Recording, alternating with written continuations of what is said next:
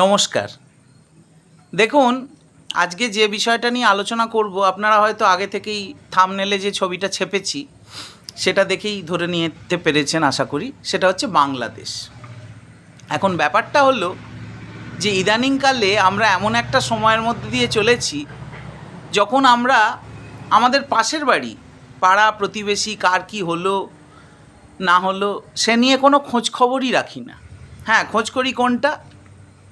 আমার প্রতিবেশীর ধরুন বাড়িতে একটা কোনো বিপদ হলো, ওই বাড়ির মেয়েটা কোনো ছেলের সঙ্গে পালিয়ে গিয়ে বিয়ে করলো, বা ওদের বাড়িতে কোনো জিনিসের হয়তো লোন নিয়েছিল ব্যাংক থেকে লোক এসেছে, এগুলো আমরা খুব উপভোগ করি, আমাদের খুব আনন্দ হয়। আমাদের চরিত্রটাই হচ্ছে এই রকম, যে পাশের বাড়িতে যদি আগুন লাগে আমরা খুব খুশি হই। কারণ কেন না, আমাদের জায়গাটা খুব সুরক্ষিত আছে।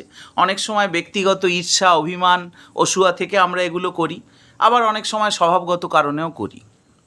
ধরুন ওদের বাড়ির ছেলেটা মাধ্যমিকে স্টার পেয়ে পাশ করলো, আপনি খুশি হবেন কি হবেন না প্রতিবেশী হিসাবে, সেটা নির্ভর করছে আপনার ছেলে যে গত বছর মাধ্যমিক দিয়েছিল তার টোটালটা ওর থেকে বেশি হয়েছে না কম হয়েছে। যদি কম হয় তাহলে খুশি হওয়ার কোনো প্রশ্ন নেই, যদি বেশি হয় তাহলে আমরা খুশি হই। এবার ব্যাপার হচ্ছে এই যখন আমাদের চরিত্র, ইদানিংকালে আমরা আমাদের পাড়া প্রতিবেশী আত্মীয় স্বজন এদেরই খোঁজ রাখি না, আমরা এখন প্রচণ্ড উদ্বেলিত হয়ে পড়েছি প্রতিবেশী রাষ্ট্র নিয়ে। ফেসবুক, টুইটার, ইনস্টাগ্রাম, রিল, স্টোরিতে ভেসে যাচ্ছে, সবাই অত্যন্ত চিন্তিত আমরা কি না বাংলাদেশ নিয়ে। বাংলাদেশ আমাদের প্রতিবেশী রাষ্ট্র, এ ব্যাপারে কোনো সন্দেহ নেই। প্রতিবেশীর ঘরে যদি আগুন লাগে তার আঁচ আমাদের ওপরে এসেও পড়ে। বিশেষ করে আমরা যারা পশ্চিমবঙ্গের অধিবাসী এবং যারা সরাসরি বাংলাদেশের সঙ্গে সীমান্ত বিনিময় করেছি। গোটা পশ্চিমবঙ্গের সঙ্গে বাংলাদেশের সীমান্ত আছে।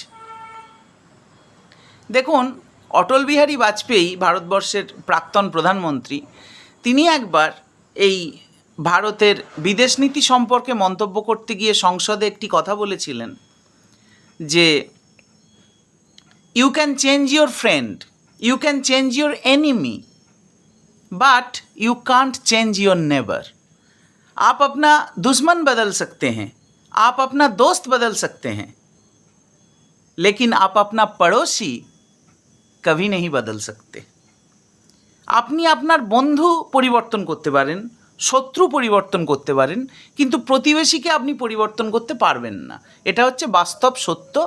এর ওপরে দাঁড়িয়েই একটা সার্বভৌম রাষ্ট্রের বিদেশ নীতি বা আন্তর্জাতিক সম্পর্কের নীতিগুলো তৈরি হয়।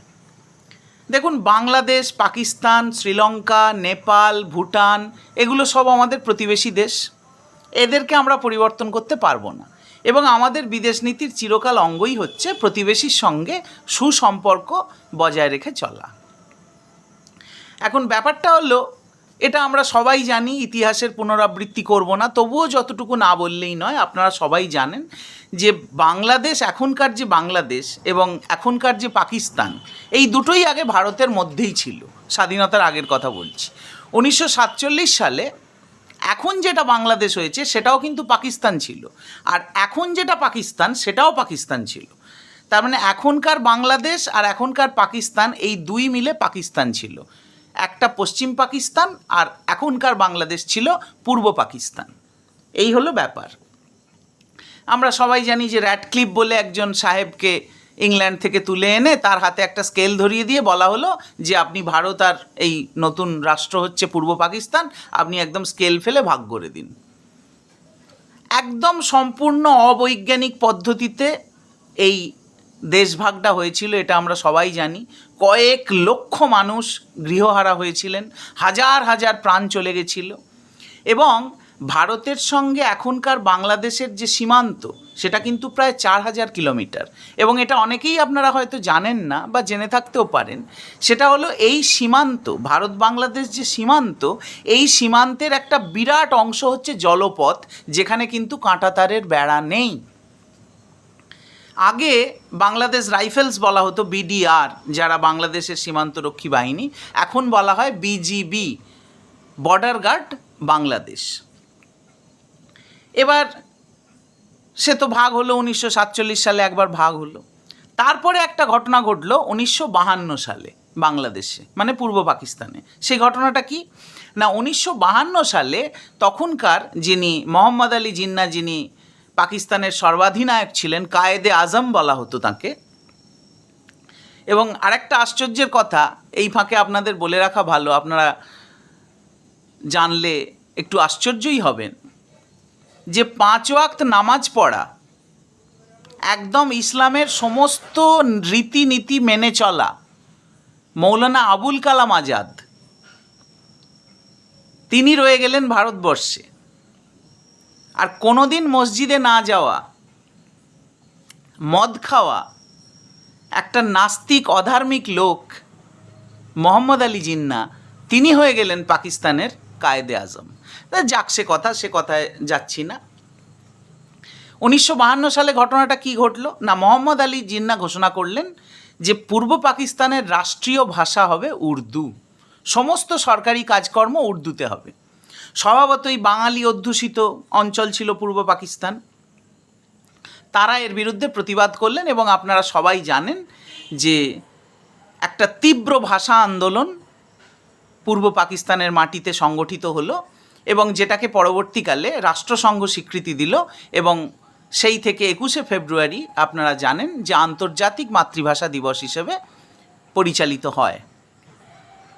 এবার এলো 1971 সাল, যেটা আমরা সবাই জানি যে বঙ্গবন্ধু শেখ মুজিবুর রহমানের নেতৃত্বে বাংলাদেশে একটি গণ অভ্যুত্থান হলো এবং তখন ভারতের প্রধানমন্ত্রী ইন্দিরা গান্ধী তিনি সামরিক সাহায্য পাঠালেন এবং পাকিস্তানের প্রায় 90,000 সেনা ভারতের সেনাবাহিনীর কাছে আত্মসমর্পণ করলো এবং 1971 সালে একটি স্বাধীন সার্বভৌম রাষ্ট্রের জন্ম হলো, যার নাম গণপ্রজাতন্ত্রী বাংলাদেশ। যে দেশটা এখনও আছে, যে দেশেই এই গণ্ডগোল, এটা আমরা সবাই জানি।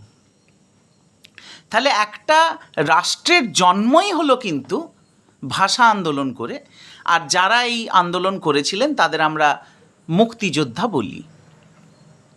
এবারে এখন প্রশ্ন হচ্ছে, এই বঙ্গবন্ধু শেখ মুজিবুর রহমানের মেয়ে হচ্ছেন, যিনি প্রধানমন্ত্রী ছিলেন, শেখ হাসিনা ওয়াজেদ। এবার এই প্রধানমন্ত্রী তিনি দেশের জন্য ভালো করেছেন না খারাপ করেছেন সে দেশের মানুষ বুঝবে। সেটা একটা সার্বভৌম দেশ, সেখানে গণতন্ত্র আছে, মানুষ ভোট দিয়ে সরকার নির্বাচিত করে। পরপর 4 বার, এইবারের জানুয়ারিতেই ইলেকশন হয়েছিল। হ্যাঁ, বিরোধীরা নাকি প্রার্থী দিতে পারেনি, গণতন্ত্র নাকি লুণ্ঠিত হয়েছে, এই সমস্ত অভিযোগ আছে, সে যাক, তার মধ্যে আমরা যাচ্ছি না। কিন্তু এই শেখ হাসিনা ওয়াজেদ তিনি 4 বার বাংলাদেশের প্রধানমন্ত্রী নির্বাচিত হয়েছিলেন এই নির্বাচনের মাধ্যমে, ভোটের প্রসেসের মধ্যে দিয়ে গিয়ে। যদিও বিস্তর অভিযোগ আছে তার বিরুদ্ধে, যে রাজনৈতিক গ্রাফটিং করার, মানে রাজনৈতিক ছলচাতুরির আশ্রয় নেয়ার, যে ধরনের অভিযোগ আমাদের ভারতের রাজনৈতিক নেতাদের বিরুদ্ধেও অনেক সময় উঠে থাকে বিভিন্ন দলের। তো এবারে এই যে শেখ হাসিনা ওয়াজেদ প্রধানমন্ত্রী ছিলেন, আমাদের উনি যতদিন প্রধানমন্ত্রী আছেন ভারতবর্ষের সঙ্গে কিন্তু বাংলাদেশের সম্পর্ক ঘনিষ্ঠ থেকে ঘনিষ্ঠতর হয়েছে। এর আগে আপনারা জানেন যুক্তফ্রন্ট সরকারের আমলে যখন দেবেগৌড়া প্রধানমন্ত্রী ছিলেন তখন একটা বাংলাদেশের সঙ্গে আমাদের গঙ্গার জলবন্টন চুক্তি হয়েছিল, তখনও কিন্তু এই শেখ হাসিনাই ছিলেন বাংলাদেশের প্রধানমন্ত্রী। এখনও যেমন তিস্তার জল বন্টন নিয়ে বাংলাদেশের সঙ্গে ভারতের একটা দ্বিপাক্ষিক আলোচনা চলছে আমরা জানি। তো যাই হোক, এবারে বর্তমান কি উদ্ভূত পরিস্থিতি হলো না, বাংলাদেশে একটা আইন ছিল যেখানে মুক্তিযোদ্ধা যারা, মানে যারা বাংলাদেশের স্বাধীনতা যুদ্ধে প্রাণ দিয়েছে তাদের পরিবারের লোকেদের জন্যে সরকারি চাকরিতে একটা সংরক্ষণ ছিল। বাংলাদেশের ছাত্ররা বলল যে অনেক দিন হলো দেশ স্বাধীন হয়েছে, কেন এই কোটাটা থাকবে, এই কোটাটা তুলে দেওয়া হোক, তাহলে আরও সাধারণ মানুষ, আরও সাধারণ ছাত্রছাত্রী তারা পরীক্ষা দিয়ে তাদের মেধার ভিত্তিতে সরকারি চাকরিগুলো পেতে পারে। এই নিয়ে একটা তীব্র আন্দোলন দানা বাঁধলো, আপনারা জানেন, গোটা বাংলাদেশ জুড়ে ছাত্রদের মধ্যে।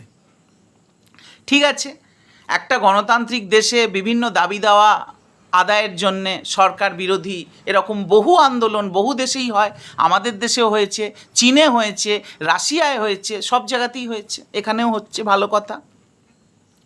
সেই আন্দোলনের ওপরে রাষ্ট্রের অত্যাচার জুলুম এগুলোও বিভিন্ন সময় আমরা দেখি, বাংলাদেশেও হয়েছে, পুলিশ গুলি চালিয়েছে, অনেক ছাত্রছাত্রী মারা গেছে, যাই হোক।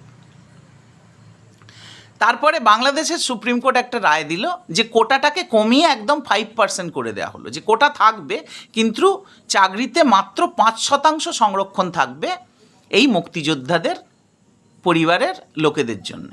এখন ব্যাপারটা হচ্ছে এই মুক্তিযোদ্ধা বলতে তখন কারা ছিল? আওয়ামী লীগ, বঙ্গবন্ধু মুজিবুর রহমানের প্রতিষ্ঠিত রাজনৈতিক দল, তাদের লোকেরাই মুক্তিযুদ্ধে অংশগ্রহণ করেছিল। যেমন আমাদের দেশের উদাহরণ নিন না, যে আমাদের দেশে স্বাধীনতা আন্দোলনে অংশগ্রহণকারী মূল রাজনৈতিক দলের নামটা কি?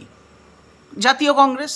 তা এখন যদি কংগ্রেসের সরকার কোনো দিন আমাদের ভারতবর্ষে এসে এরকম কোনো আইন করে যে সমস্ত পরিবারের লোকেরা স্বাধীনতা যুদ্ধে প্রাণ হারিয়েছিল তাদের পরিবারের যারা আছে এখন বর্তমানে তাদের সরকারি চাকরিতে তাদের জন্য একটা সংরক্ষণ করে দেওয়া হোক, তা সেটা নিয়ে একটা বিতর্ক হবে স্বাভাবিক, যে কবে দেশ স্বাধীন হয়েছে এখনও সেই সুবিধে তার পরিবারের এতগুলো জেনারেশন পরের মানুষ ভোগ করবে কেন?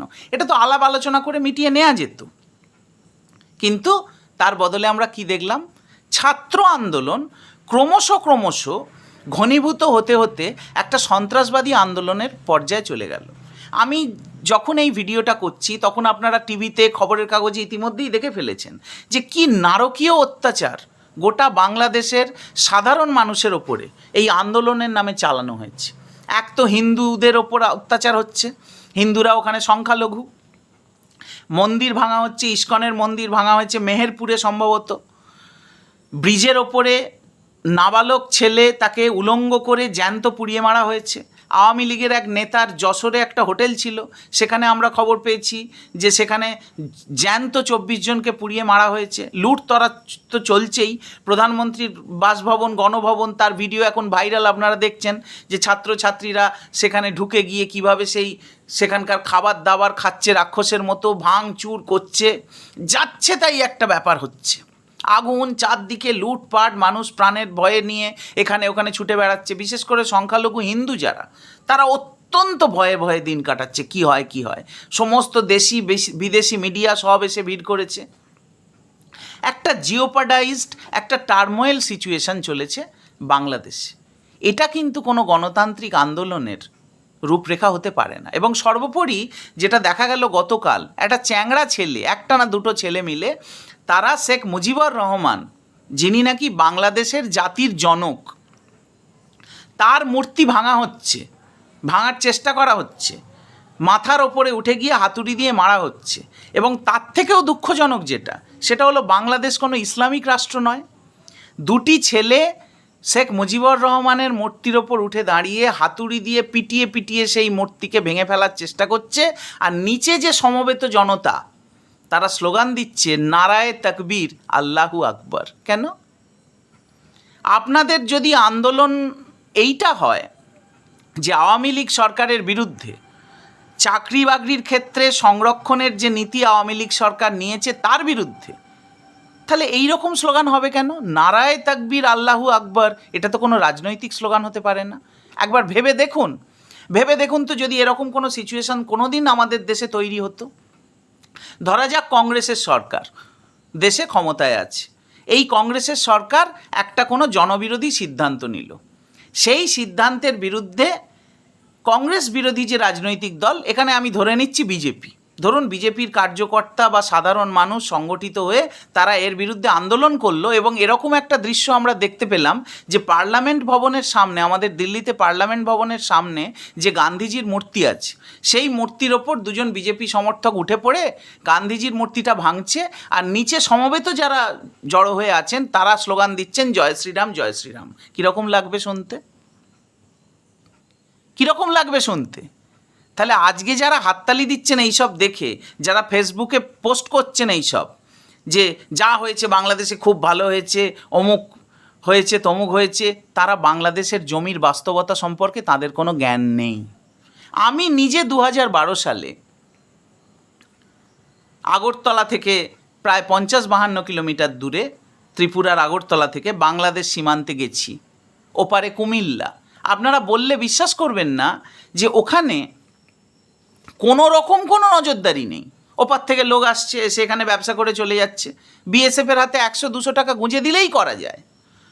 লরি, বাস সব কিছুকে দাঁড় করিয়ে বিএসএফ কীভাবে টাকা ওখানে আদায় করে আপনারা নিজের চোখে গিয়ে কখনো দেখে আসবেন। ওখানে ভারতবর্ষের কৃষক জমিটার অর্ধেকটা বাংলাদেশে, এটা ওই র্যাডক্লিফের জন্যে এমনভাবে লাইনটা টেনেছে। বাংলাদেশে ধান কেটে ভারতের গোলায় এসে ভরছে, ভারতের গরু বাংলাদেশের মাঠে চড়ছে। এই যে এখন শুনতে পান গরু চোর, গরু পাচার, অমুক তমুক। আরে গরু পাচার হচ্ছে কি করে? তাহলে বর্ডার সিকিউরিটি ফোর্স কী করছো তোমরা? ভারতবর্ষের তো সামরিক শক্তি, রাজনৈতিক শক্তি, অর্থনৈতিক শক্তি সমস্ত বাংলাদেশের থেকে বেশি। আর সব থেকে বেশি যদি এই গরু পাচার, গরু চোরা চালান বা আরও বিভিন্ন ধরনের যে অনৈতিক স্মাগলিংয়ের কাজগুলো হয় এই বাংলাদেশের সীমান্ত দিয়ে, এগুলো ধরার দায়িত্ব কার? বিএসএফের। তো আমি বলছি না সমস্ত বিএসএফের সবাই যত আছে সব দুর্নীতিগ্রস্ত, সব চোর, তা নয়, কিন্তু এদের নজরদারি যদি ঠিকঠাক থাকতো তাহলে আজকে এরকম হতো? এরকম হতো না। আরেকটা জিনিস আপনাদের বলে রাখা ভালো, যে এই যে বাংলাদেশের সঙ্গে ভারতবর্ষের যে বর্ডার, আমি আগেই বলেছি যে এর অনেকাংশটাই জলপথ। এর মধ্যে একটা অংশ সুন্দরবন আছে, সুন্দরবনের 25% ভারতে, 75%ই কিন্তু বাংলাদেশ। রয়্যাল বেঙ্গল টাইগার জানে না কিন্তু যে কোনটা বাংলাদেশের মাটি আর কোনটা ভারতের মাটি, সে অবাধে বিচরণ করে। আমাদের উত্তর 24 পরগনায় একটা জায়গা আছে, আপনারা কোনোদিন যদি যান, টাকি, সামনে দিয়ে ইছামতি নদী বয়ে চলেছে। দেখবেন এই বিজয়া দশমীতে বাংলাদেশের দুর্গা ঠাকুর আর আমাদের ভারতবর্ষের দুর্গা ঠাকুর একসাথে ওই ইছামতিতে ভাসান দেওয়া হয়। তা রাত 2টোর সময় একটা ছোট কোষা নৌকা বা ডিঙি নৌকা ভাড়া করে বিএসএফকে 200 টাকা গুঁজে দিয়ে কত লোক রোজ বাংলাদেশে চলে যায় জানেন? ইভেন আমি আপনাদের বলছি, আমি যে 2012 সালে বেড়াতে গেছিলাম আগরতলা, এবং ওখান থেকে যে আমি বাংলাদেশ সীমান্তে গেছিলাম, যার কাঁটাতারের ওপারেই কুমিল্লা জেলা, আমি ওখানে কর্তব্যরত যে বিএসএফের অফিসার তাদেরকে অনুরোধ করেছিলাম যে দেখুন, আমার বাবা, কাকা, আমার পিতৃপুরুষ, আমার ঠাকুরদা, আমার ঠাকুমা সবাই জন্মেছে এই মাটিতে। মানে তৎকালীন ভারতবর্ষই ছিল ওটা, ওটা তো ভারতবর্ষই রে বাবা। তোমরা জোর করে দেশটাকে ভাগ করেছো, তার দায় কার? কে তোমাদের ভাগ করতে নির্দেশ দিয়েছিল? কে তোমাদের ভাগ করতে বলেছিল দেশটাকে?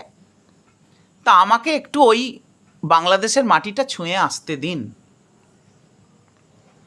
বিএসএফকে অনুরোধ করার পরে বিএসএফ আমাকে বলেছিল যে আপনি 100 মিটার অবধি হেঁটে যেতে পারেন বাংলাদেশের মাটিতে, তারপরে আর যেতে পারবেন না। আমি গিয়েছিলাম, আমার কাছে সে পুরনো ভিডিও, আমার পুরনো তখনকার এত উন্নত মোবাইল নয়, সেই মোবাইলে তোলা আছে। কোনো দিন যদি সুযোগ হয় সেই ভিডিও আপনাদের সঙ্গে আমি শেয়ার করব। ওখানকার বাংলাদেশের একজন বৃদ্ধ ফল বিক্রেতা, তার কাছ থেকে তিনি আমলকি বিক্রি করছিলেন, তার কাছ থেকে আমি আমলকি কিনেছিলাম এবং তাকে বলেছিলাম যে বাংলাদেশের একটা 10 টাকা যদি আমাকে দেন। তা আমার এখনও মনে আছে সেই 2012 সালে একটা বাংলাদেশি 10 টাকা সমান ছিল আমাদের ভারতের 8 টাকা 20 পয়সা। আমাদের টাকার মূল্যটা বাংলাদেশের থেকে বেশি। বাংলাদেশ থেকে পদ্মার ইলিশ আসে, লক্ষ লক্ষ টন ইলিশ আসে, এবং এই শেখ হাসিনা যতদিন প্রধানমন্ত্রী ছিলেন তার আমলে বাংলাদেশ এবং ভারতের মধ্যে বাণিজ্য অনেক বেড়েছে, আগের থেকে অনেক ভালো হয়েছে। আমাদের উত্তর দক্ষিণ 24 পরগনা, নদিয়া, মুর্শিদাবাদ, উত্তর দক্ষিণ দিনাজপুর, কোচবিহার, এই সমস্ত জেলার সীমান্তবর্তী যে জেলাগুলো, এই সমস্ত জেলার সীমানা লাগোয়া গ্রাম বা শহরের মানুষ সেখানে গিয়ে জনে জনে তাদের সঙ্গে কথা বলুন। এরকম 100টা লোক আপনি পেয়ে যাবেন যাদের পাসপোর্ট নেই, কিন্তু তারা যে কতবার করে বাংলাদেশ গেছে আর এসেছে তার ইয়ত্তা নেই। কিন্তু যদি খুব ভালো করে বিবেচনা করেন দেখবেন যে বাংলাদেশি সন্ত্রাসবাদী বা বাংলাদেশি দুষ্কৃতী এসে ভারতবর্ষে নাশকতা চালিয়ে চলে যাচ্ছে, এরকম ঘটনা কিন্তু খুব কম, যেটা পাকিস্তানের ক্ষেত্রে আমরা দেখেছি। 26/11 আপনাদের মনে আছে? 26/11-তে যে পাকিস্তানের জঙ্গিরা মুম্বাইয়ে এসে অ্যাটাক করলো, কিভাবে এসেছিল তারা? একটা ভারতীয় মৎস্যজীবীদের নৌকা সে পাকিস্তান জলসীমার মধ্যে চলে গিয়েছিল, সেই নৌকোটাকে লুট করে পাকিস্তানি জঙ্গিরা সেই নৌকার সমস্ত যারা ভারতীয় নাবিক তাদেরকে খুন করে সেই নৌকোটা ব্যবহার করে এসেছিল আমাদের এই মহারাষ্ট্রের কোস্টে এসেছিল। এসে তো আপনারা বাদবাকিটা সবাই জানেন 26/11 যে ঘটনা। তাহলে এই বাংলাদেশ আর আমাদের পশ্চিমবঙ্গের সীমান্ত অত্যন্ত ভালনারেবল, অত্যন্ত বিপজ্জনক। এবং বাংলাদেশে এই যে বিরাট একটা এখন টার্মোয়েল চলছে, চারদিকে আগুন জ্বলছে, একটা অশান্তি হচ্ছে, এর প্রভাব আমাদের ওপর পড়তে বাধ্য। এবং এর সবথেকে বড় প্রভাব তো একটা হচ্ছে সাম্প্রদায়িক উস্কানি। এই যে ইস্কনের মন্দির ভেঙে দেওয়া হয়েছে মেহেরপুরে, বা হিন্দুদের ওপর অত্যাচার হয়েছে।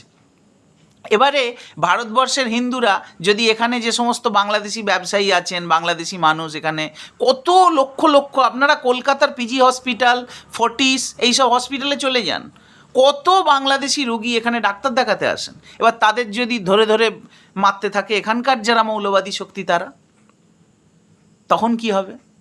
আর এই যে ফেসবুকে কিছু কিছু র্যাডিক্যাল যে বাংলাদেশি ছাত্র, যা আমার মনে হয় এটা আর এখন ছাত্র আন্দোলন নেই, এটা অন্য কোনো গোষ্ঠীর হাতে চলে গেছে, কোনো র্যাডিক্যাল গোষ্ঠীর হাতে, তারা যে বিভিন্ন পোস্ট করছে ফেসবুকে দেখতে পাচ্ছি আমরা, বয়কট ইন্ডিয়া। হায় হায় হায়, এ কী গাধার মতো কথা, বয়কট ইন্ডিয়া? আরে ইন্ডিয়ার জন্যে তো তোমার দেশটার জন্ম হলো, তুমি তো ভারতেই ছিলে, ভারতেরই একটা ভূমিখণ্ড তোমাকে দিয়ে ইন্দিরা গান্ধীর দয়া দাক্ষিণ্যে কৃপায় 1971 সালে তোমরা একটা স্বাধীন রাষ্ট্র হয়েছ, নাহলে পাকিস্তানিদের বুটের তলায় পিষে মরতে। তোমরা বলছো বয়কট ইন্ডিয়া। বিশ্বাস করি যে বাংলাদেশের সাধারণ মানুষের মনোভাব এটা নয়। বাংলাদেশের সাধারণ মানুষ যারা, তারা চান ভারতের সঙ্গে তাদের সুসম্পর্ক থাকুক, কারণ এর সঙ্গে অর্থনীতি জড়িত। আপনারা জেনে থাকবেন যে বাংলাদেশে যে রেডিমেড গার্মেন্টস এর ইন্ডাস্ট্রি, একটা খুব বড় ইন্ডাস্ট্রি, হাজার হাজার কোটি কোটি টাকার জিনিস বাংলাদেশ থেকে আমাদের ভারতীয় বাজারে বাংলাদেশ রপ্তানি করে। আমরাও আমাদের দেশের বহু জিনিস, কোটি কোটি টাকার জিনিস আমরা বাংলাদেশে রপ্তানি করি। আমি একটা ছোট্ট উদাহরণ দিচ্ছি। ধরুন এই প্রাণ লিচি ড্রিঙ্কস খুব বিখ্যাত হয়েছিল, একসময় জনপ্রিয় হয়েছিল। এটা কোথাকার প্রোডাক্ট? বাংলাদেশের প্রোডাক্ট। বাংলাদেশি বিস্কুট যে কোনো একটা বড় কোনো মফস্বলের মুদিখানা দোকানে এখন আপনারা পেয়ে যাবেন। বলা হচ্ছে যে চীন সক্রিয়, পাকিস্তান সক্রিয়, সবই তদন্ত সাপেক্ষ ব্যাপার। কারণ চীন, পাকিস্তান এরা সবসময় চায় যে ভারতীয় উপমহাদেশে একটা গণ্ডগোল লেগে থাকুক, আর ভারতের সঙ্গে বাংলাদেশের সুসম্পর্ক আছে।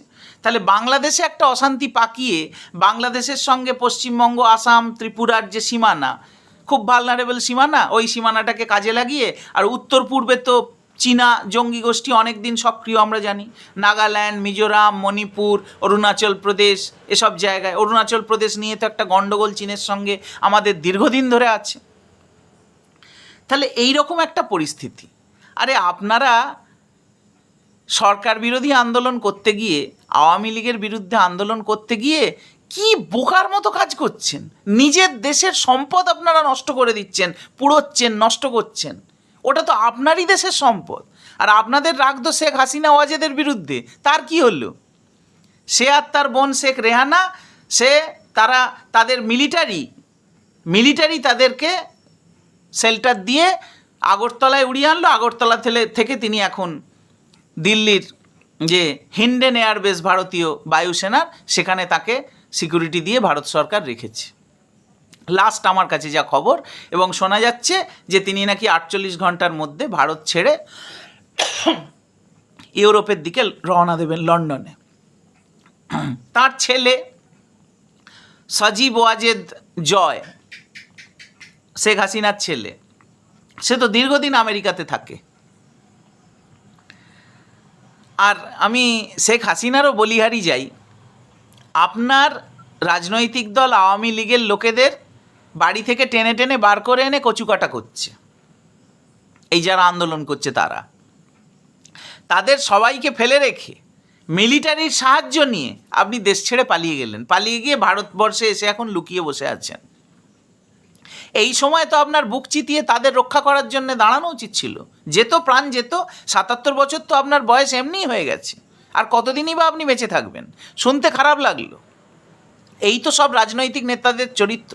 আর তার থেকেও একটা বড় কথা যেটা আমার খুব অবাক লেগেছে, যে একটা রাজনৈতিক দল যারা মুক্তিযুদ্ধে অংশগ্রহণ করেছিল এবং যাদের অন্যতম একটা দাবি ছিল যে আমরা পাকিস্তানের পায়ের তলায় থাকবো না, পাকিস্তান দেশ ছেড়ে চলে যাক এবং আমাদের রাষ্ট্রীয় ভাষা বাংলা হতে হবে, এই ছিল আওয়ামী লীগের দাবি। তাহলে এই দাবি জানিয়ে যে রাজনৈতিক দল এই দাবি জানিয়ে আন্দোলন করে একটা স্বাধীন বাংলাদেশ রাষ্ট্রের জন্ম দিল, সেই দলটার নাম উর্দু ভাষায় আওয়ামী লীগ। আপনারা জানেন হিন্দিতে একটা কথা আছে আওয়াম, আওয়াম মানে হচ্ছে সাধারণ জনতা, তারই উর্দু হচ্ছে আওয়ামী, আর লীগ কথাটা ইংরাজি কথা, LEGUE বানানটা। তাহলে রাষ্ট্রভাষা বাংলা চাই বলে যে দল আন্দোলন করলো সেই দলের নামটা উর্দুতে। আর একটা দল দেখুন, Bangladesh nationalist party BNP, Begum Khaleda জিয়ার। এটা কীরকম আপনাদের এই জিনিসগুলো কীরকম অবাক করা লাগছে না? যে আন্দোলনের চাপে শেখ হাসিনা পদত্যাগ করতে বাধ্য হলেন। আচ্ছা, আমাদের দেশে যদি কোনো আন্দোলনের ফলে প্রধানমন্ত্রী পদত্যাগ করেন, তিনি কোথায় যাবেন পদত্যাগপত্র দিতে? তিনি রাষ্ট্রপতির কাছে যাবেন। শেখ হাসিনা পদত্যাগ করলেন সামরিক বাহিনীর উপস্থিতিতে। কেন সামরিক বাহিনীর উপস্থিতিতে পদত্যাগ করতে হবে কেন? তিনি পদত্যাগ করার পরে নয়, সেনা টুক ওভার করেছে, তাহলে সামরিক বাহিনীর উপস্থিতিতে পদত্যাগ করতে হবে কেন? নাম্বার 1। নাম্বার 2, তিনি যেই পদত্যাগ করলেন রাষ্ট্রপতি নির্দেশ দিয়ে দিলেন বেগম খালেদা জিয়াকে মুক্ত করে দাও। কেন? তাহলে বেগম খালেদা জিয়াকে তো বাংলাদেশের কোর্টই শাস্তি দিয়েছিল, 17 বছরের জেল হয়েছিল তার, তিনি জেল খাটছিলেন। তা এই শেখ হাসিনার পদত্যাগের সঙ্গে বাংলাদেশের যে আগের প্রাক্তন প্রধানমন্ত্রী বেগম খালেদা জিয়া, তাকে মুক্তির নির্দেশ দিয়ে দেওয়ার মধ্যে কী জিনিস থাকতে পারে? এটা কেন হবে? এখন শোনা যাচ্ছে মোহাম্মদ ইউনুস, বাংলাদেশ গ্রামীণ ব্যাংকের জনক যাকে বলা হয়, যিনি অর্থনীতিতে নোবেল পুরস্কার পেয়েছিলেন, তিনি আবার হঠাৎ একটা ভিডিও বার্তা দিয়ে বলে ফেললেন যে আমরা ভারতীয়রা, ভারতবর্ষ, ভারতের সরকার, ভারত নাকি একটা লোককেই প্রজেক্ট করছে, শেখ হাসিনা। বাংলাদেশে আরও অনেক মানুষ আছে যারা দেশের দায়িত্ব নিতে পারে। কে বলেছে আপনাকে? এই ভীমরতি আপনার কিভাবে হলো? কোন জিনিসটা দেখে আপনার এটা মনে হলো? আমরা একটা সার্বভৌম স্বাধীন দেশ ভারত, আমরা চাই আমাদের প্রতিবেশী দেশে শান্তি শৃঙ্খলা বজায় থাক, যে খুশি সেই দেশের প্রধানমন্ত্রী হোক, যে খুশি রাজনৈতিক দল সেখানে ক্ষমতা দখল করুক, তাতে আমাদের কোনো মাথা ব্যথা নেই। আমাদের একটাই চিন্তা যে ওখানে যেন শান্তি শৃঙ্খলা, ল অ্যান্ড অর্ডারটা থাকে এবং আমাদের দেশের সঙ্গে যেন দ্বিপাক্ষিক সম্পর্কটা মজবুত হয়, তাতে দু দেশেরই মঙ্গল। এবং রাজনৈতিক স্থিরতা থাকলে দেশে অর্থনীতি বা অন্যান্য শিল্প কলা সব কিছু রাজনৈতিক স্থিরতার ওপর এভরিথিং নির্ভর করে। হঠাৎ মোহাম্মদ ইউনুস আজকে বলে দিলেন যে আমরা নাকি প্রমোট করছি শেখ হাসিনাকে। কেন? নাকি শেখ হাসিনা, আজকে জয়শঙ্কর, আমাদের ডক্টর জয়শঙ্কর যিনি বিদেশমন্ত্রী, তিনি পার্লামেন্টে স্টেটমেন্ট দিয়েছেন যে শেখ হাসিনা একটা জরুরি ভিত্তিতে আমাদের কাছে অনুরোধ করেছিলেন যে আমাকে শেল্টার দিন, না হলে আমাকে এরা খুন করে ফেলবে। এটা তো একটা মানবিক ব্যাপার। একটা দেশ থেকে একটা লোক প্রাণের ভয়ে চলে আসছে, আপনার কাছে যদি এসে একটু আশ্রয় চায়, মানবিক দৃষ্টিভঙ্গির, হ্যাঁ হতে পারে, আইন আছে, আমাদের আন্তর্জাতিক আইন আছে, ডিপোর্টেশন ল আছে, এক্সট্রাডিশন ল আছে, যে একটা দেশে অপরাধ করে যদি কেউ অন্য দেশে চলে যায় তাহলে তাকে ডিপোর্ট করা বা এক্সট্রাডাইট করার অনেক রকম আইন আছে। এই যে মেহুল চস্কি চলে গেল, পালিয়ে গেল, এই যে নীরব মোদি, এই যে ললিত মোদি পালিয়ে গেল, এর অনেক আইন আছে। যেমন ধরুন, এ প্রসঙ্গে আপনাদের আমি একটা উদাহরণ দিতে পারি।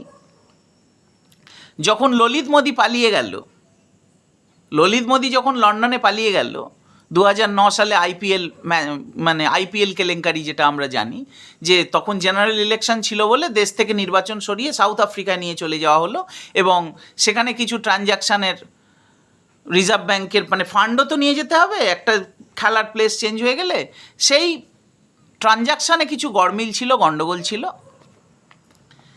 তা সেই সব নিয়ে তদন্ত হলো, ললিত মোদি পালিয়ে লন্ডনে চলে গেলেন। তখন আমাদের দেশের স্বরাষ্ট্রমন্ত্রীর নাম হচ্ছে, স্বরাষ্ট্রমন্ত্রী না অর্থমন্ত্রী ছিলেন সম্ভবত পি চিদম্বরম, স্বরাষ্ট্রমন্ত্রীও ছিলেন পি চিদম্বরম একবার। তা তিনি চিঠি লিখলেন লন্ডনে, না তখন অর্থমন্ত্রী পি চিদম্বরম, ঠিকই বলেছি, তিনি লন্ডনের মানে ইংল্যান্ডের ব্রিটিশ অর্থমন্ত্রীকে তিনি চিঠি লিখলেন। ব্রিটিশ অর্থমন্ত্রীকে বলা হয় চ্যান্সেলর অফ এক্সচেকার। চিঠি লিখে তিনি বললেন যে ললিত মোদি আমার দেশে একটা অপরাধ করে, কিছু অর্থনৈতিক কেলেঙ্কারি করে সে আপনার দেশে গিয়ে আশ্রয় নিয়েছে, আপনি ওকে অ্যারেস্ট করুন, অ্যারেস্ট করে ভারতের হাতে তুলে দিন। এটাকে বলা হয় ডিপোর্টেশন। আর এক্সট্রাডিশন কোনটা? মানে আমার দেশের পুলিশ অন্য দেশে গিয়ে তাকে অ্যারেস্ট করে আমার দেশে নিয়ে আসবে, এটা এক্সট্রাডিশন। আর ডিপোর্টেশন কোনটা? যে দেশে পালিয়ে গেছে সেই দেশের পুলিশ অ্যারেস্ট করে যে দেশ থেকে পালিয়ে এসেছে সেই দেশের সরকারের হাতে তুলে দেবে। তাই ইংল্যান্ডের চ্যান্সেলর অফ এক্সচেকার তিনি পি চিদম্বরমকে একটা উত্তর পাঠালেন চিঠিতে। তিনি কি বললেন? যে if a person enters into our country with a valid passport and then his or her passport is cancelled, then there is no provision in English law to deport him. Chidambaram লিখেছিলেন চিঠিতে যে আপনার দেশে পালিয়ে গেছে, ওর পাসপোর্ট আমরা cancel করে দিয়েছি। চ্যান্সেলর অফ এক্সচেকার উত্তর দিচ্ছেন যে আমাদের দেশে যদি কেউ একটা ভ্যালিড পাসপোর্ট নিয়ে প্রবেশ করে এবং তারপর যে দেশ তাকে পাসপোর্টটা ইস্যু করেছে সে যদি পাসপোর্টটা বাতিলও করে দেয়, আমাদের ইংলিশ লয়ে, আমাদের ইংরেজদের এরকম কোনো আইন নেই যে তাকে ধরে ডিপোর্ট করে দিতে হবে। অলরেডি আগুন জ্বলছে, দয়া করে আপনাদের কাছে অনুরোধ করব যে সেই আগুনে ঘি ঢালবেন না। আর এই সমস্ত বিভিন্ন জায়গায় যে সমস্ত দেখা যাচ্ছে যে কে হাঁস ধরে নিয়ে চলে আসছে, কে একটা শেখ হাসিনার শাড়ি চুরি করে নিয়ে চলে আসছে, কারা খাচ্ছে, কারা কি করছে, এইগুলো নিয়ে খিল্লি করবেন না, মিম করবেন না, ফেসবুকে পোস্ট করে এগুলো করবেন না। আপনার প্রতিবেশীর বাড়িতে যদি আগুন লাগে সেই আগুনের আঁচ কিন্তু আপনার ওপরেও এসে পড়বে। ধরা যাক আপনারই কোনো একটা আত্মীয়, খুব নিকট কেউ বাংলাদেশ বেড়াতে গিয়ে যদি কোনো বিপদে পড়ে, তখন তো কোনো বাংলাদেশি নাগরিকেরই আপনাকে সাহায্য নিতে হবে তাকে সেখান থেকে বার করে আনার জন্যে। ব্যবসা বাণিজ্যের ক্ষতি, সব কিছু ক্ষতি, এই যে অশান্তি চারিদিকে হচ্ছে। এবং এই যে গণভবন, বঙ্গবন্ধু শেখ মুজিবুর রহমানের যে বাড়ি, বসত বাড়ি, সেই বাড়িটা একটা মিউজিয়াম ছিল, সেখানে ঢুকে সেটাকে পুরো ভেঙে গুঁড়িয়ে দেওয়া হয়েছে। এ কী অসভ্যতা, এ কী বর্বরতা! আমার সোনার বাংলা, আমি তোমায় ভালোবাসি, রবীন্দ্রনাথ ঠাকুরের লেখা গান, আপনাদের দেশের জাতীয় সঙ্গীত, রবীন্দ্রনাথ ঠাকুরের মূর্তি পর্যন্ত আপনারা ভেঙে গুঁড়িয়ে দিচ্ছেন। আমার স্থির বিশ্বাস এর পেছনে যদি মৌলবাদী শক্তি না থাকে তাহলে কিন্তু এরকম জিনিস হতে পারে না। আর সেনাবাহিনীর আকরুজ্জামান, যে সেনাবাহিনীর প্রধান বাংলাদেশ সেনাবাহিনী, তিনি কি বললেন? তিনি বললেন আমরা টেক ওভার করছি, মানুষকে বলছি শান্ত থাকতে, আর কোনো গণ্ডগোল হবে না। তারপর থেকে প্রায় 170 জন মানুষ আরও মারা গেল শেষ পাওয়া খবর অনুযায়ী। থানায় ঢুকে পুলিশকে গুলি করে দেওয়া হচ্ছে। আরে ক্ষোভ থাকতে পারে, কিন্তু কার বিরুদ্ধে ক্ষোভ আর কোথায় প্রকাশ করছেন? এ তো সেই একটা প্রবাদ আছে না, চোরের ওপর রাগ করে ভুঁয়ে ভাত খাওয়া, এ তো তাই হচ্ছে। রাগ তো আপনাদের শেখ হাসিনার ওপরে, তা তার দলের যারা একদম নিচুতলার সাধারণ কর্মী তাদেরকে মারছেন কেন? তারা কি দোষ করলো? তারা তো সাধারণ কর্মী। আর যার বিরুদ্ধে আপনাদের রাগ, শেখ হাসিনা ওয়াজেদ, তিনি তো সুন্দর আছেন হিন্ডেন এয়ারবেসে বসে ভারতে, এবং শোনা যাচ্ছে 48 ঘন্টার মধ্যে তিনি ইউরোপের উদ্দেশ্যে রওনা দেবেন। তার ছেলে থাকে আমেরিকায়। আরে তারা তো মশাই সব সেটেল, তাদের কিছু যাচ্ছে আসছে? যা ক্ষতি হচ্ছে আপনাদের হচ্ছে, যা ক্ষতি হচ্ছে সাধারণ বাংলাদেশির হচ্ছে, জান মালের নোকসান হচ্ছে। আপনারা একটুখানি সচেতন হন, হিংসা ত্যাগ করুন, আলোচনার পথে আসুন। আপনাদের তো অধিকাংশ দাবি রাষ্ট্রপতি মেনে নিয়েছে। আপনারা সময়সীমা দিয়েছিলেন যে আজকে বেলা 3টের মধ্যে জাতীয় সংসদ ভেঙে দিতে হবে, একটা ইন্টারিম গভর্নমেন্ট করতে হবে। আপনারা চেয়েছেন মোহাম্মদ ইউনূস সেই সরকারের অ্যাডভাইজার হন ইন্টারিম গভর্নমেন্টের। মোহাম্মদ ইউনূস রাজি হয়েছেন এবং ইলেকশন ডিক্লেয়ার করে অবিলম্বে নির্বাচন করতে হবে। ভালো প্রস্তাব, এবং সেই প্রস্তাব তো মেনেও নিয়েছেন রাষ্ট্রপতি, জাতীয় সংসদ ভেঙেও দেওয়া হয়েছে। একটু ধৈর্য ধরুন না। এবার একটু সিচুয়েশানটাকে ডিএসক্যালেট করার চেষ্টা করুন না। সমস্ত দাবি দেওয়া সিংহভাগ মেনে নেওয়ার পরেও যদি এই ধ্বংসযজ্ঞ চলতে থাকে, তাহলে জানতে হবে আপনারা নিজেরা নাচছেন না, আপনাদের কেউ নাচাচ্ছে। দয়া করে বলবো, দুদেশের মৌলবাদী শক্তির কাছ থেকেই সাবধান হন।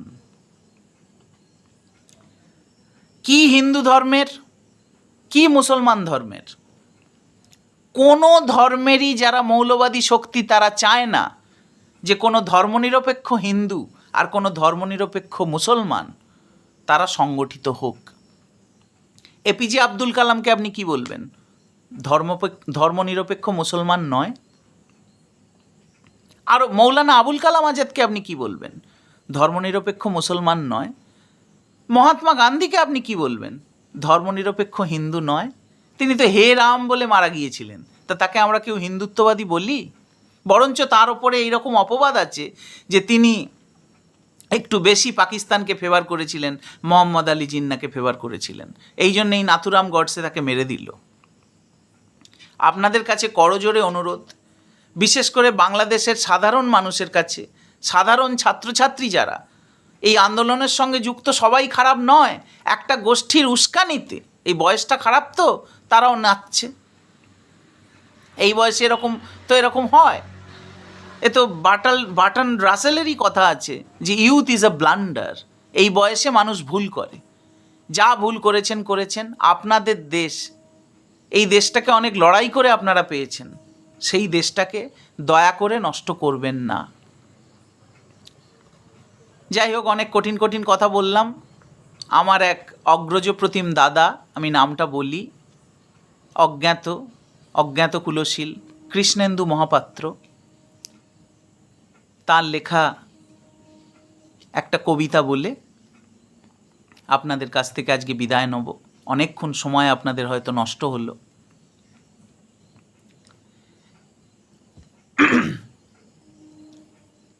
একশে দেশ বাংলাদেশ, একটি নদী ধানসিঁড়ি, নীল আকাশ আর শ্যামলিমায় আলপনার জলপিঁড়ি।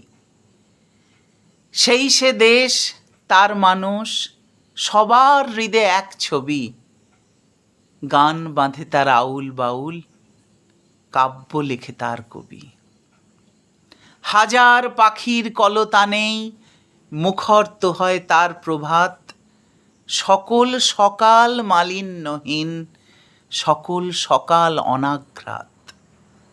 সে দেশ আমার, সে দেশ তোমার, ছোট্ট সে এক সোনার দেশ, জন্মান্তরে কবির আশা, ঠাঁই যেন হয় বাংলাদেশ, ঠাঁই যেন হয় বাংলাদেশ। দয়া করে অনুরোধ করছি, লালন ফকিরের দেশ বাংলাদেশ। অতীশ দীপঙ্কর শ্রীজ্ঞান, যিনি বৌদ্ধ ধর্মের প্রচার করেছিলেন গোটা এশিয়া মহাদেশ জুড়ে, আরও এরকম কত শত মনীষীর পদধূলি ধন্য বাংলাদেশ। দয়া করে দেশটাকে বাঁচান, বাংলাদেশের স্বার্থেও বাঁচান, ভারতের স্বার্থেও বাঁচান। আর একজন ভারতীয় নাগরিক হিসাবে আপনাদের কাছে করজোড়ে অনুরোধ করি যে ভারতের সঙ্গে আপনাদের সুসম্পর্ক থাকুক। আমরা সাধারণ ভারতবাসীরা চাই বাংলাদেশের সঙ্গে ভারতবর্ষের সম্পর্ক দীর্ঘ থেকে দীর্ঘতর হোক। নমস্কার, ধন্যবাদ।